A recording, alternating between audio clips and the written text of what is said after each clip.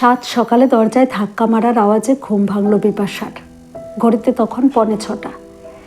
বিছানায় উঠে বসতেই পাশে ঘুমিয়ে থাকা অলোকেশও ঘুম চোখে তাকিয়ে বলে উঠল, না, এতটুকু শান্তি দিল না। দেখো কি আবার কিছু একটা ঝামেলা বাঁধিয়েছে। যেমন তোমার গুণধর ছেলে, তেমনি তোমার বৌমা। বিপাশা একটু বিরক্ত স্বরে বলল, থামো তো তুমি, ছেলে তো শুধু আমার, তোমার তো নয়। দরজায় দ্বিতীয়বার ধাক্কা দেওয়ার আওয়াজ হলো আবার। এবার সত্যি বিরক্ত হলো অলোকেশ। বলল, চলো তো দেখি, রোজ রোজ এসব ঝামেলা আর ভালো লাগে না। অলোকেশ দরজা খুলে বাইরে আসে, পেছনে বিপাশা। অলোকেশ আর বিপাশাকে একসাথে দেখেই তানিয়া বলে উঠল, ও ভালোই হলো, আপনারা দুজনেই যখন উঠে এসেছেন তখন কথাটা তাহলে বলি। আমার পক্ষে আর সম্ভব নয় এই বাড়িতে থাকা। আমি আজই বাপের বাড়ি চলে যাব। আমি ডিভোর্স চাই। বিপাশার সামনে এগিয়ে এসে বলে উঠল, ডিভোর্স? এসব কি বলছো বৌমা? সাত সকালে তোমার মাথাটা খারাপ হয়ে গেছে? ঠিকই বলছি মা, আমার মাথা খারাপ হয়নি। আপনার ছেলের সাথে আমি আর থাকবো না, অনেক সহ্য করেছি। আর না, আমি চলে যাব। এবারে আমি আমার মত পাল্টাবো না কিছুতেই। বেশ চিৎকার করেই কথাগুলো বলছিল তানিয়া। কথাগুলো শুনতে পেয়ে ঘর থেকে বেরিয়ে আসে নিলয়। মায়ের মুখের দিকে তাকিয়ে বলতে থাকলো, ও কি ভেবেছে আমি ওর সাথে থাকবো? কখনো না। ওর মতো মেয়ের সাথে আমিও থাকতে রাজি নই। অলোকেশ আর বিপাশা এমন কথা শুনে তখন হকচকিয়ে গেছে। ঝগড়াঝাটি হয় ঠিকই, কিন্তু এই ডিভোর্স, ছেড়ে চলে যাওয়া, এমন কথাগুলো মন থেকে মেনে নিতে পারছিল না দুজনেই। অলোকেশ আর বিপাশা দুজনেই দুজনের মুখের দিকে তাকিয়ে আছে। তানিয়া বলে উঠল, মা, আপনি আমার বাবাকে কল করুন। আমি কল করলে সেটা খারাপ দেখায়। আমি তো আর এ বাড়িতে এমনি এমনি চলে আসিনি। দুই বাড়ির মতামত ছিল বলেই বিয়েটা হয়েছে, তাই আপনারাই কল করুন। কোনো মতেই থাকবো না আর। পাশ থেকে অলোকেশ বলে উঠল, বৌমা শান্ত হও, এত ধৈর্যহারা হলে চলে না। তোমার ভালো না লাগলে অবশ্যই তুমি চলে যেও। তুমি একটা দিন আমাকে টাইম দাও। আজ সন্ধে তোমাদের দুজনের সাথে একটু বসবো। আমাকেও তো জানতে হবে সমস্যাটা কোথায়। তারপর না হয় তুমি যেও। শুধু আজকের দিনটা একটু সময় দাও। একটু শান্তস্বরে তানিয়া বলল, বেশ, আপনার কথাই রাখলাম। তবে আমাকে জোর করে আটকে রাখতে পারবেন না, আমি কিন্তু চলে যাবই। রবিবারের সকাল, এমনিতে নিলয়ের অফিস ছুটি। সকাল সকাল ওঠার কোনো তাড়াই ছিল না, কিন্তু এই ঝামেলা ঝঞ্ঝাটের জন্য উঠে পড়েছে সকলে। বিপাশা ছেলেকে বলল, কেন এসব করিস বলতো রোজ রোজ? আমাদের তো বয়স বাড়ছে, ভালো করেই জানিস তোর বাবার হার্টের অসুখ আছে। এসব নেওয়ার মতো ক্ষমতা এই বয়সে আমাদের আর নেই। ঠিক আছে, তুই তোর ঘরে যা, যা হবে আজ সন্ধেবেলায় দেখা যাবে। আর বৌমা, তুমিও মাথা ঠান্ডা রেখে চলো। অলোকেশ আর বিপাশার একমাত্র ছেলে নিলয়। 1.5 বছর হলো ছেলের বিয়ে দিয়েছে। বিয়েটা প্রেম করেই। তানিয়ার সাথে 7 বছরের প্রেম, বলতে গেলে 8.5 বছরের সম্পর্ক। তানিয়ার সাথে নিলয়ের পরিচয়টা হয়েছিল সোশ্যাল নেটওয়ার্কেই। সব কিছু ভালোই চলছিল। বিয়ের 1 বছর পর্যন্ত ঠিকই ছিল সবটা। এই মাস 7 হলো অশান্তি শুরু হয়েছে দুজনের।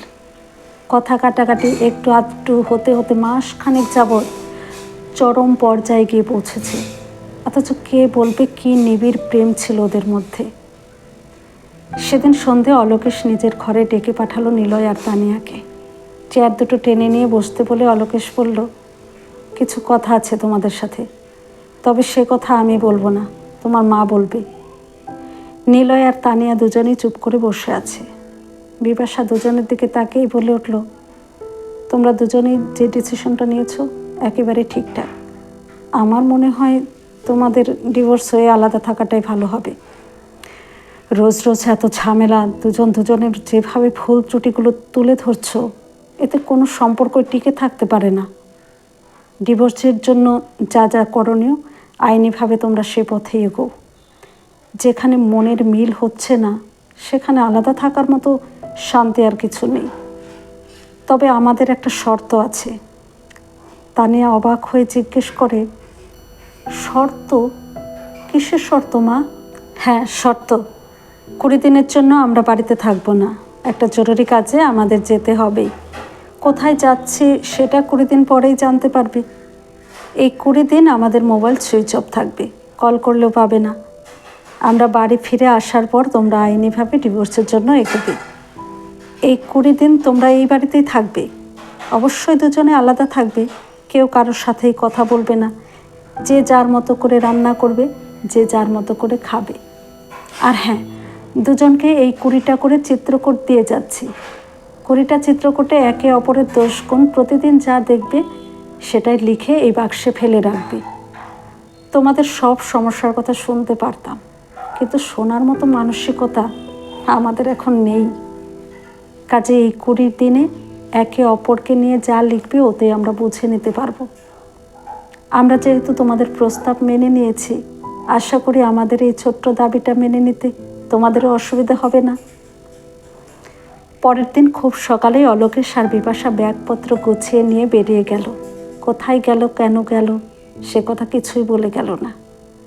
যাওয়ার আগে দুজনকেই বলে গেল সাবধানে থাকতে। তো 20 দিন পরের ঘটনা।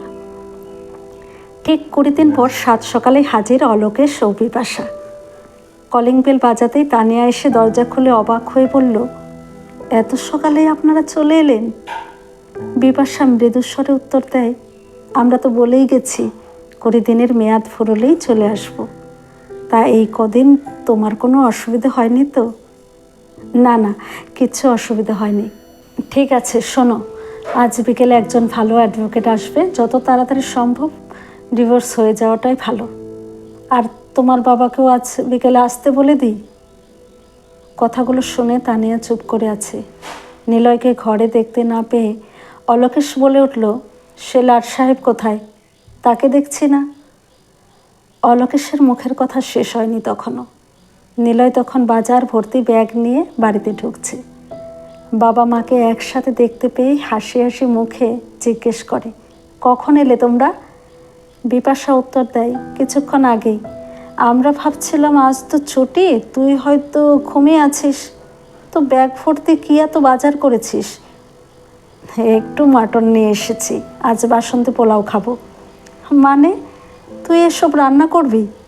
নিজে রান্না করে খাবি, তাই তো? তোর তো অনেক উন্নতি হয়েছে দেখছি। তানিয়া পাশেই দাঁড়িয়েছিল। বিপাশার এই কথাগুলো শুনে বলে উঠল, ওকে শুধু শুধু দোষ দিচ্ছেন মা, আসলে এগুলো আমি আনতে বলেছি। যদি জানতাম আপনারা আজই ফিরবেন তাহলে একটু বেশি করে আনতে বলতাম।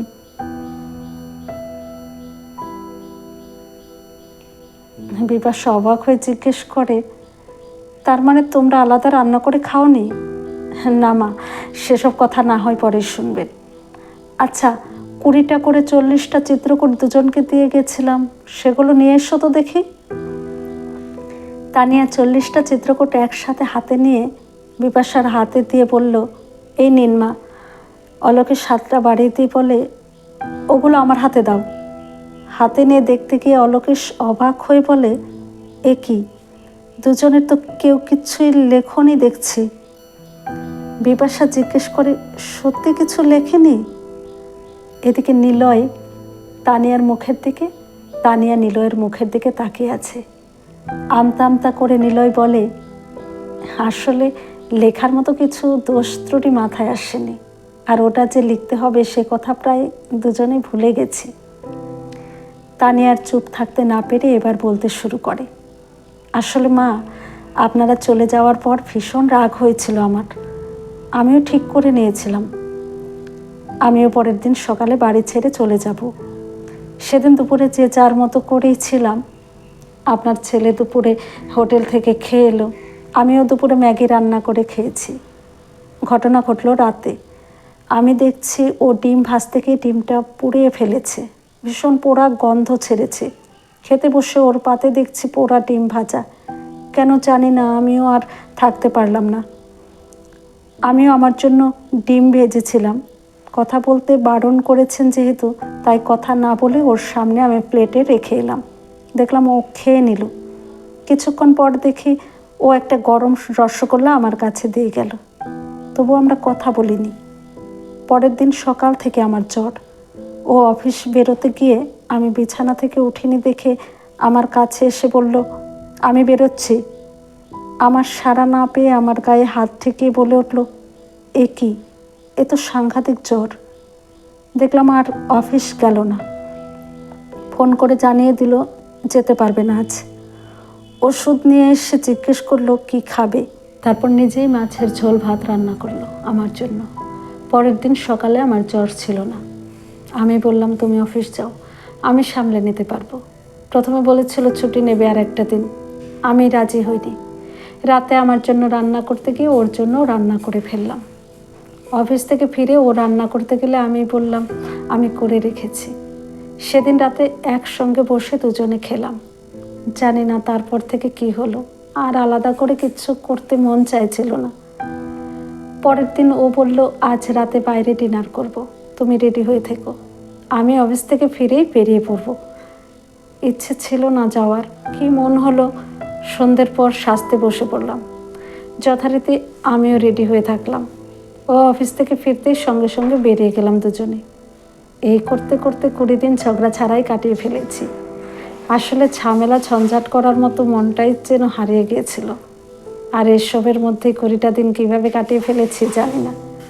চিত্রকূটে লিখবো বলে যখন মনে পড়েছে তখন হয়তো অনেকটা রাত। ভেবেছি কাল লিখবো, হার লেখা হয়ে ওঠেনি। বিপাশা বলল, সে ঠিক আছে, নিজেদের মতো করে কাটিয়ে নিয়েছো, তো এবার তো ডিভোর্সের কথাটা ভাবতে হবে। নিলয় বলল, না মা, আর দরকার নেই, ডিভোর্স আমি অন্তত দিতে পারবো না। তানিয়াকে ছাড়া আমি কিছুতেই থাকতে পারবো না। বিপাশা তানিয়ার দিকে তাকিয়ে বলে, দুই মনের বন্ধনে সম্পর্ক থাকে, আর এক মন যদি না চায়। তানিয়ার সঙ্গে সঙ্গে বলে উঠল, আমি ডিভোর্স চাই না মা, আমি ভুল বুঝতে পেরেছি। এই 20টা দিন আমার কাছে খুব দরকার ছিল। নিজেকে জানতে পেরেছি, বুঝতে পেরেছি অনেকটা। এই 20 দিন আপনারা ছেড়ে না গেলে হয়তো আমরা একে অপরকে চিনতেও পারতাম না। বিপাশা কথাগুলো শুনে মনে মনে হাসছে তখন। নিলয় আর তানিয়াকে কাছে বসিয়ে বিপাশা বলতে লাগলো, এটাই তোমাদের আসল হানিমুন, বুঝতে পারলে? বিয়ের পর বিদেশে গিয়ে 5 দিন একসাথে থেকে ফটোশ্যুট করে ফেসবুকে গোটা কত ফটো পোস্ট করে আর দামি হোটেলে যে কাটিয়ে এসেছিলে, ওটা তোমাদের হানিমুন ছিল না, জাস্ট স্ট্যাটাস মেনটেন হয়েছিল। আশা করি নিজেরা নিজেদেরকে অনেকটা কাছে পেয়েছো, একে অপরের সুবিধা অসুবিধা বুঝতে পেরেছো। এত ঝগড়া ঝামেলা, তারপরেও এতগুলো দিন নিজেদের মতো করে কাটিয়ে ফেললে। কী ভাবছো ভালোবাসা নেই? ভালোবাসার থেকেও সব থেকে বেশি যা আছে তা হলো মায়া, আর আছে ভরসা। শোনো বৌমা, একটা কথা তোমাকে বলি, প্রেম করে 7 বছর টিকে থাকা, বিয়ে করে সারা জীবন একসাথে থাকা, দুটো আসমান জমিন ফারাক। প্রেম হলো দূর থেকে সর্ষে ক্ষেতকে দেখা, বিয়ে হলো ক্ষেতের মধ্যে এসে পড়া। তুমি এক পরিবেশে ছিলে, দুম করে আরেকটা পরিবেশে চলে এলে, সময় লাগে নিজেকে অ্যাডজাস্ট করার। অত তাড়াতাড়ি সব কিছু সম্ভব নয়। ভালোবেসে ভালোবাসার মানুষটার সব কিছু ভালো দেখবে যখন তুমি প্রেমের জালে ছিলে। বিয়ে করে একসঙ্গে থাকতে গিয়ে তার অনেক মন্দও চোখে পড়বে, মন্দটাকেও মেনে নিতে হবে। এই তো দেখো না, হাতের আঙুলে নখ বাড়লে কী করো তখন? পুরো আঙুলটাকে কেটে দাও কি? নখের বাড়তি অংশটাই কেটে দাও তো। এই যে তোমার মতো বুদ্ধিমান মেয়ে, বাড়তি নখটাকেও রেখে দিয়েছো, তার উপর কেমন সুন্দর কালার দিয়ে নেল পালিশ লাগিয়েছো, অপ্রয়োজনীয়কে কেমন প্রয়োজনীয় বানিয়েছো বলো তো। জীবনটাকেও এভাবেই সুন্দর করে নিতে হয়। মুখে ডিভোর্স বললেই হয় না, বিচ্ছেদে না গিয়েও দুজনের বোঝাপড়ায় সংসার সুন্দর হয়ে ওঠে। সেজন্যই তো আজ বাসন্তী পোলাও আর মটন কষা হবে। যাই বলো বৌমা, এর স্বাদের ভাগ হবে না। হার দেরি না করে ঝটপট বানিয়ে ফেলো তো। নিলয়ের মুখে তখন প্রশান্তির হাসি, তানিয়াও হাসে। হাসতে হাসতে জিজ্ঞেস করে, এবার একটা সত্যি কথা বলুন তো মা, আপনারাও কি হানিমুনে গিয়েছিলেন? সে কথা না হয় বাসন্তী পোলাও খেতে খেতেই শুনবে। বাজারের ব্যাগটা হাতে নিয়ে তানিয়া কিচেনের দিকে এগোতে থাকে, পিছনে নিলয়। বিপাশা আর অলোকেশ তখন হাসছে। অলোকেশ হাসতে হাসতে বিপাশার কানে কানে বলে উঠল, গিন্নি, প্ল্যানটা কেমন ছিল? আমার কথা মিলল তো? বিপাশাও হেসে বলে, পুরো জমে ক্ষীর। কলমে সরজিৎ ঘোষ, পাঠে শম্পা মণ্ডল।